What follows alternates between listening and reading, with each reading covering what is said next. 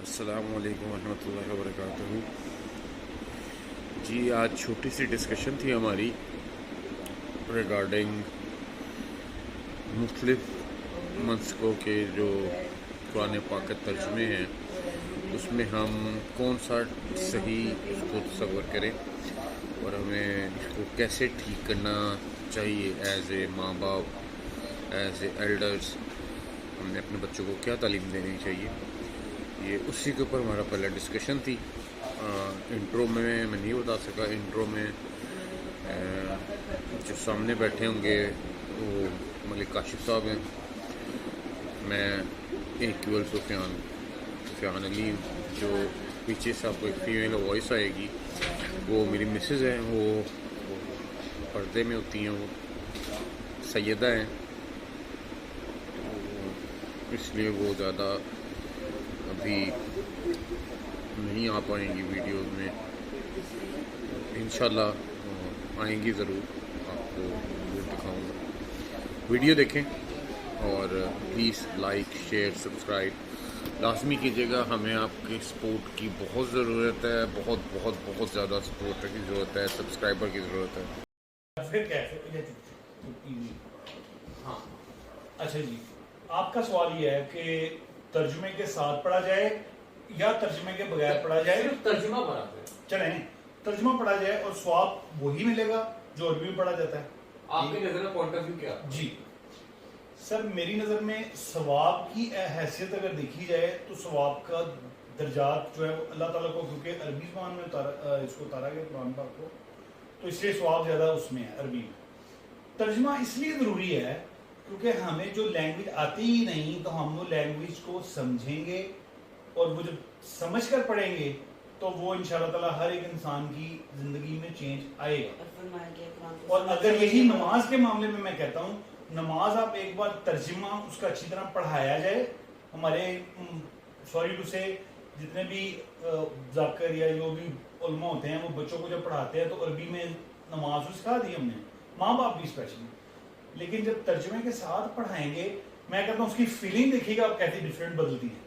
بالکل بات سمجھ میں آ گئی. لیکن اس کے اوپر ایک ڈسکس کرنے کے لیے نا، ایک پینل میں ہمارے ایک اور فیمیل بھی ہیں، لیکن وہ ان کی صرف آپ کو آواز آئے گی، ویڈیو نہیں آئے گی. ابھی آواز سے وہ آپ کو بتا دیں گی کہ ان کی نظر میں اس چیز کا کیا ہے. جی بتائیں. میری نظر میں اس چیز کا یہ ہے کہ سب سے پہلے جب تک کوئی بھی دنیا کا اگر ہم کوئی ایجوکیشن کی طرف چلے جائیں، کسی پروفیشن کی طرف چلے جائیں، جب تک ہم اس کو سمجھیں گے نہیں ہم اس کو سیکھ نہیں سکتے. بالکل ٹھیک ہے. ان ساری دنیاوی چیزوں سے پہلے آتا ہے اسلام، دین، قرآن پاک. ایز اے مسلم ہمارا ایمان اور عقیدہ یہ ہے کہ قرآن پاک کو سمجھ کر پڑھا جائے، یعنی کہ ترجمہ بھی ضروری ہے عربی میں پڑھنے کے لیے. خالی آپ عربی پڑھ رہے ہیں اور آپ کو اس کی سمجھ نہیں ہے، آپ کو اس کا مطلب نہیں پتا، آپ کو پتہ ہی نہیں ہے کہ اللہ پاک فرما کیا ہے. میں آپ کا قطع کلامی گئی. آپ پینلسٹ میں سے جو ہماری جو فیمیل ہیں، میں آپ کو بتانا چاہتا ہوں کہ یہ حافظ قرآن بھی ہیں، تو اس لیے ان سے عربی میں بارے میں کوئی بتانا میں کچھ نہیں بتا کہہ سکتا. البتہ جہاں بھی یہ بات کر رہے ہیں وہ آپ سن لیجیے. ہاں جی، کنٹینیو کریں. بیسکلی میرا یہی موقف تھا کہ جب تک سمجھیں گے نہیں تب تک کیا آپ کو پتا ہے کہ خدا پاک نے کیا فرمایا ہوا ہے. قرآن پاک انسان کی پیدائش سے، پہلی دھڑکن سے لے کر قیامت تک کی زندگی کے لیے، قیامت کی زندگی ہمیشہ کی ہے، آخرت قیامت ہے، اس وقت تک کے لیے ہر مسئلے کا حل قرآن پاک میں. اگر آپ بغیر سمجھے قرآن پاک عربی میں پڑھ رہے ہیں تو آپ کو نہ تو مسئلہ پتہ ہے.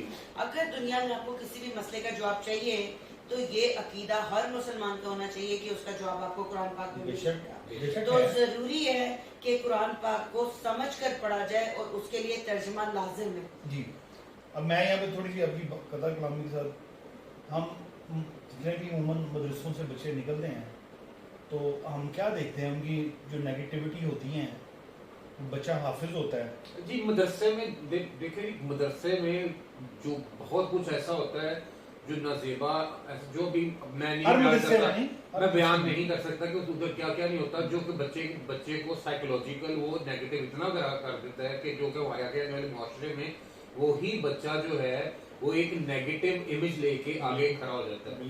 اچھا اس میں تھوڑا سا پوائنٹ آف ویو میں اپنا ایڈ یہ کروں گا کہ شاید میری نالج کم ہے اس معاملے میں، لیکن جتنی نالج ہے وہ یہ ہے کہ ہم جتنے بھی لوگ فقہ میں بٹے ہوئے ہیں، کچھ دیوبندی میں ہیں، کوئی بریلوی ہیں، اہل تشیع ہیں، اہل سنت جماعت ہیں، تحریل لبیک والوں نے بنا دیا ہوا جی، مدنی والے بھی ہیں، ان سب کے جتنے بھی قرآن پاک کے ترجمے ہیں میں آپ کو گارنٹیڈ کہتا ہوں کہ جی ان میں ڈفرینسز ہیں، بالکل ہیں سب کے اپنے ابھی پچھلے دنوں جی ایک فیس بک پہ اپلوڈ چل رہی تھی کہ آپ فلاں آئی ڈی کا قرآن پاک ڈاؤن لوڈ مت کریں کیونکہ اس میں ایک ورڈ کی ایڈیشن ہوئی ہے، آپ اور ورڈ کے اوپر کچھ غلط کوئی استعمال کیا گیا، اس ورڈ کو مطلب غلط دیا گیا، اپلوڈ آئی ہوئی تھی. تو اس چیز کی اتھینٹیکیشن کون کرے گا کہ ترجمہ کون سا ٹھیک ہے؟ آئی تھنک کہ بیسٹ وے جو ہے وہ یہ ہے کہ مدرسے اور یہ جو اسلامی تعلیمی ادارے ہیں یہ صرف ایک بزنس پوائنٹ بن گئے. سب سے بہتر حل ہے کہ ماں باپ اپنے بچوں کو قرآن پاک اور نماز کی تعلیم خود دیں تاکہ بچوں کو ماں باپ کبھی بھی غلط نہیں سکھائیں گے اور وہ اللہ کے آگے لیکن کوشچن ابھی بھی کوشچن اسی جگہ پہ ہے کہ ماں باپ کو بھی کیسے یہ چیز ماں باپ کو کیسے چیز کلیئر ہوگی کہ کون سا ترجمہ ٹھیک ہے. ابھی پچھلے وہ کون سا فقہ چوز کریں گے کہ جو یہ چیز سلیکٹ کرے گا کہ دس از رائٹ. ماں باپ اتنا شعور اور ایجوکیشن رکھتے ہیں کہ اگر وہ قرآن پاک اور ترجمہ پڑھتے ہیں تو ان کو یہ تمیز ہے کہ اللہ پاک کیا فرما رہے ہیں. اللہ پاک نے ہر ایک مسلمان پہ اپنی رحمت برسائی ہے. سر ایک مرتبہ میرا جانا ہوا جی دارالسلام سیکٹریٹ لاہور میں جی. میں ادھر سے میں نیا جی مجھے شوق چلا جی کہ میں اسلامی بکس پڑھوں گا، اسلامی قرآن پاک کا ترجمہ پڑھوں گا، تفسیر وغیرہ لوں گا.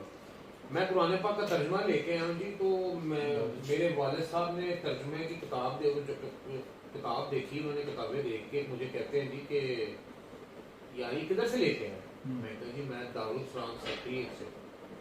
ان کا آگے سے مجھے جواب یہ تھا کہ یہ تو ہماری منصا کی نہیں ہے. بالکل بالکل. اگر آپ جلندری یا تاج محل کا قرآن پاک جو لے کے تاج اینڈ کمپنی کا لے کے پڑھیں گے نا کہ اس کے ترجمے میں اور اس کے ترجمے میں زمین آسمان کا فرق ہے. بالکل صحیح ہے. اور یہ چیز پہلے نہیں تھی، اب زیادہ ہو چکی ہوئی ہے. تو لہٰذا ہم لوگوں کو ہمیشہ پازیٹیو سائنس کی طرف جانا چاہیے. ہم لوگ کوشش ہی کرتے ہیں. آج کا ہمارا کانٹینٹ یہی تھا جی، اور اچھی بڑی رسپیکٹڈ اور بڑی اچھی ہیلدی انٹرویو ہے.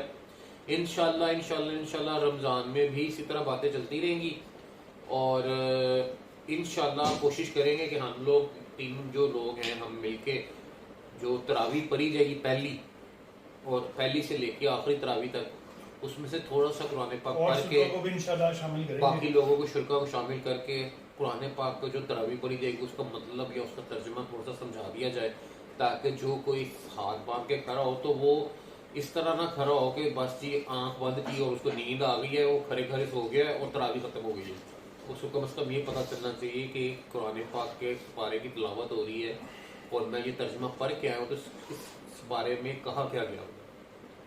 آپ لوگوں کا بہت بہت شکریہ. شیئر، سبسکرائب، لائک لازمی کیجیے گا اور اگر کوئی بیچ میں سجیشن ہوگی تو موسٹ ویلکم. اور کوئی غلطی کوتاہی ہوگی ہو تو اس کے لیے معذرت، کسی کی دل آزاری ہوئی ہو تو اس کے لیے بھی معذرت. بہت شکریہ. خدا کے امان. پاکستان زندہ باد. آمین.